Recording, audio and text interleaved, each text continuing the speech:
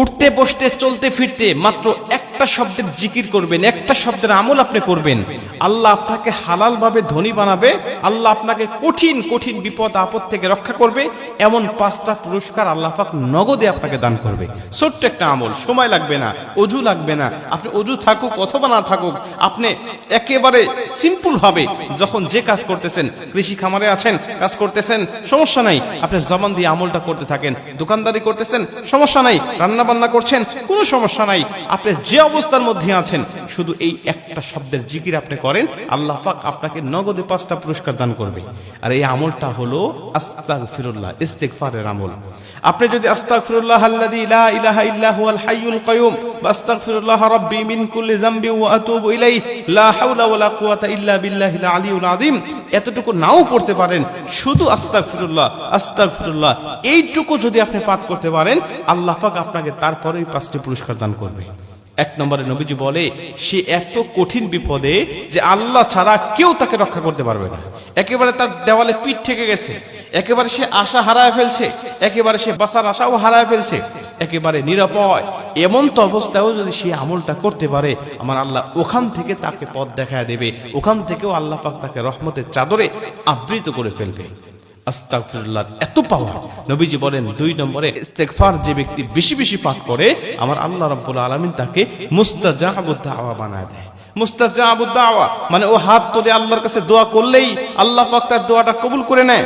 আল্লাহ পাকের কাছে চায়, নিজের জন্য অপরের জন্য যা দোয়া করুক না কেন, আমার আল্লাহ পাক তার সব দোয়া কবুল করে নেয়। 3 নম্বরে রাসূল সাল্লাল্লাহু আলাইহি ওয়াসাল্লাম বলেন, যে ব্যক্তি ইস্তেগফার বেশি বেশি পাঠ করে, আমার আল্লাহ পাক তার রিজিকের মধ্যে এতটা বরকত দেয়, এতটা বরকত দেয়, সে খেয়েও শেষ করতে পারে না। সে সুখময় শান্তিময় একটা জীবন আল্লাহ পাকের কাছ থেকে পায়। মনে রাখবেন, রিজিকের মধ্যে যদি বরকত না থাকে, আমরা জানি রিজিকও সীমাবদ্ধ, হায়াতও সীমাবদ্ধ, এগুলো বেড়ে যাওয়ার কোনো কায়দা নাই, কিন্তু এর মধ্যে আল্লাহ পাক বরকত ঢেলে দেয়, এর মধ্যে আল্লাহ পাক বরকত ঢেলে দেয়। একজন ব্যক্তি কোটি কোটি টাকা ইনকাম করে, লক্ষ লক্ষ টাকা ইনকাম করে, কিন্তু তার সব হারাম। ওই হারাম ইনকামের মধ্যে বরকত নাই। মাস শেষে তাকে ঋণের মধ্যে পড়তে হয়, নিজে অসুস্থ, সন্তান অসুস্থ, অ্যাক্সিডেন্ট, বিপদ আপদ, স্ত্রী সমস্যা, বিভিন্ন সমস্যায় জর্জরিত হয়ে মাস শেষে টাকা ঢালতে ঢালতেই তাকে ঋণের মধ্যে পড়তে হয়।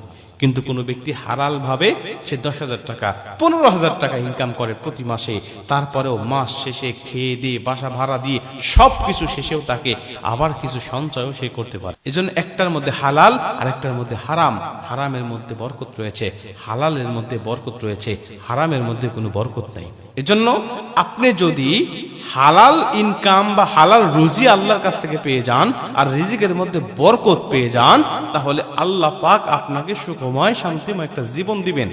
আর এটা পাবেন শুধু ইস্তেগফারের মাধ্যমে। ইস্তেগফার বেশি বেশি পাঠ করেন, আস্তাগফিরুল্লাহ বেশি বেশি পাঠ করেন, আল্লাহ পাক আপনাকে হালাল ভাবে ধনী বানায় দিবে।